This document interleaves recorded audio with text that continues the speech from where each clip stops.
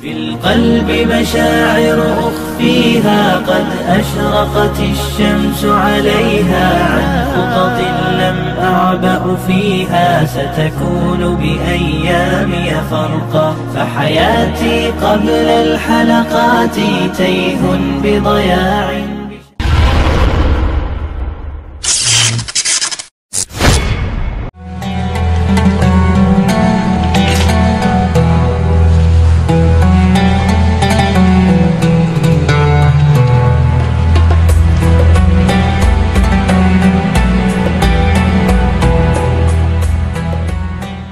Assalamualaikum warahmatullahi wabarakatuh. Allah subhanahu wa ta'ala menakdirkan kita menjadi umat akhir zaman.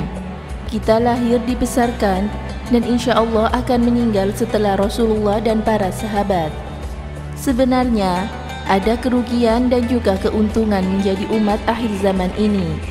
Ruginya, kita tidak termasuk dalam orang yang bertemu langsung dengan Rasulullah dan para sahabat, tidak bisa berjuang bersama mereka, dan juga tidak dapat merasakan lezatnya zaman keemasan yang dulu pernah mereka bangun. Namun, di balik kerugian tersebut ada banyak keuntungan yang dapat kita peroleh. Salah satunya, kita bisa mencontoh amal-amal baik yang dilakukan oleh umat terdahulu untuk kita amalkan sekarang. Tentu, kita pun bisa belajar dari kesalahan-kesalahan yang mereka lakukan, sehingga kita tidak mengulangi kesalahan yang serupa. Bahkan, ada nilai plus yang tidak dimiliki para sahabat. Mereka beriman karena bertemu langsung dengan Rasulullah SAW. Setiap tindak tanduknya, dia dibimbing langsung oleh beliau. Sangat wajar bila mereka beriman. Sedangkan kita, umat akhir zaman, tidak pernah bertemu langsung dengan beliau. Kita hanya membaca dari kisah dan sirah nabawiyah. Maka, sungguh luar biasa bila manusia akhir zaman beriman kepada beliau dalam segala dimensi kehidupannya. Umar bin Khattab pernah berkisah, saya bersama Rasulullah sedang duduk-duduk. Rasulullah SAW bertanya kepada para sahabat, katakan kepadaku siapa makhluk Allah yang paling besar imannya. Para sahabat menjawab, para malaikat wahai Rasulullah. Nabi SAW bersabda, tentu mereka demikian, dan mereka berhak seperti itu. Tidak ada yang bisa menghalangi itu, karena Allah Subhanahu wa ta'ala telah memberikan mereka tempat. Para sahabat menjawab lagi, para nabi yang diberikan kemuliaan oleh Allah Subhanahu wa ta'ala wahai Rasulullah. Rasulullah SAW bersabda, tentu mereka demikian, dan mereka berhak seperti itu. Tidak ada yang bisa menghalangi itu, karena Allah Subhanahu wa ta'ala telah memberikan mereka tempat. Wahai Rasulullah, para syuhada yang ikut berjihad bersama para nabi, jawab mereka kembali. Rasulullah bersabda, tentu mereka demikian, dan mereka berhak seperti itu. Tidak ada yang bisa menghalangi itu, karena Allah Subhanahu wa ta'ala telah memberikan mereka tempat. Lalu siapa wahai Rasulullah?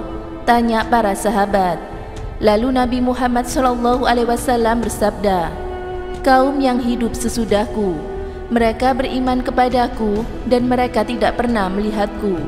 Mereka membenarkanku dan mereka tidak pernah bertemu denganku. Mereka menemukan kertas yang menggantung, lalu mereka mengamalkan apa yang ada pada kertas itu. Maka mereka itulah orang yang paling utama di antara orang-orang yang beriman. Subhanallah, dari sudut pandang ini sebenarnya Allah Subhanahu wa ta'ala sangat memanjakan kita. Betapa tidak, kita tidak perlu bersusah payah mencari-cari kebenaran yang hakiki. Al-Quran sebagai sumber kebenaran telah ada di hadapan kita. Cara mengamalkannya telah diberikan oleh Rasulullah SAW lewat hadis dan sunnah-sunnahnya. Kalau belum lengkap, kita bisa melihat perilaku para sahabat, ulama, dan orang-orang yang sholih lainnya. Ajakan untuk berbuat kebaikan pun berseliweran di sekitar kita. Apa yang kurang? Tinggal kemauan untuk mengalihkan dan mengeksplorasi saja apa yang kita perlukan. Allah Subhanahu wa Ta'ala pun telah memberikan contoh bagaimana orang-orang yang ingkar.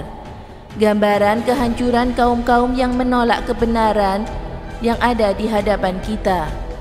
Allah Subhanahu wa Ta'ala berfirman, "Dan sesungguhnya kami telah mengutus Rasul pada tiap-tiap umat untuk menyerukannya. Sembahlah Allah dan jauhilah taghut itu." Maka di antara umat itu ada orang yang diberi petunjuk oleh Allah dan ada pula yang telah pasti kesesatan baginya. Maka berjalanlah kamu di muka bumi dan bagaimana kesudahan orang-orang yang mendustakan. Al-Quran Surat An-Nahl ayat 36. Andaikan boleh berandai-andai, tidak ada jaminan bagi kita untuk lebih baik bila kita hidup sejaman dengan Rasulullah SAW. Mungkin kita akan menjadi salah satu orang penentang dakwah mereka. Sekarang kita bisa lapang dada menerima seruan untuk beriman kepada Allah Subhanahu wa Ta'ala karena kita lahir dan dibesarkan dalam lingkungan Islam. Namun, apa jadinya kalau kita hidup 15 abad yang lalu? Satu zaman dan satu tempat dengan Rasulullah SAW, lalu menerima seruan seperti itu. Mungkin kita akan bergabung dengan Abu Jahal, Abu Lahab dan Abu Sofyan atau kaum kafir Quraisy lainnya yang menghalangi dakwah Rasulullah SAW. Naudzubillah min dzalik. Semoga bermanfaat. Wallahu a'lam bishawab.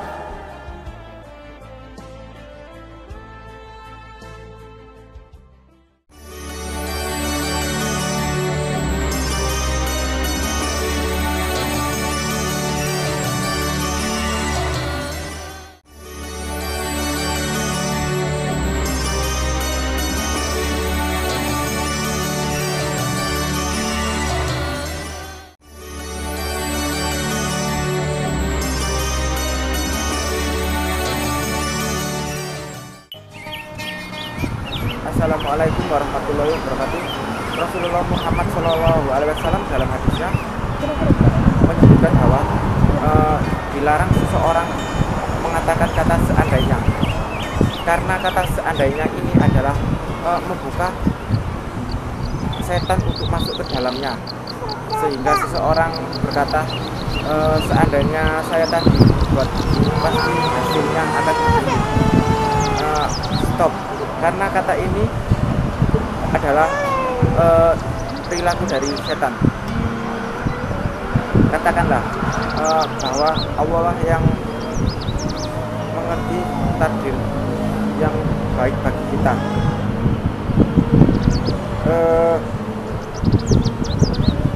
Allah yang lebih tahu dan tepat kita hidup di zaman mana.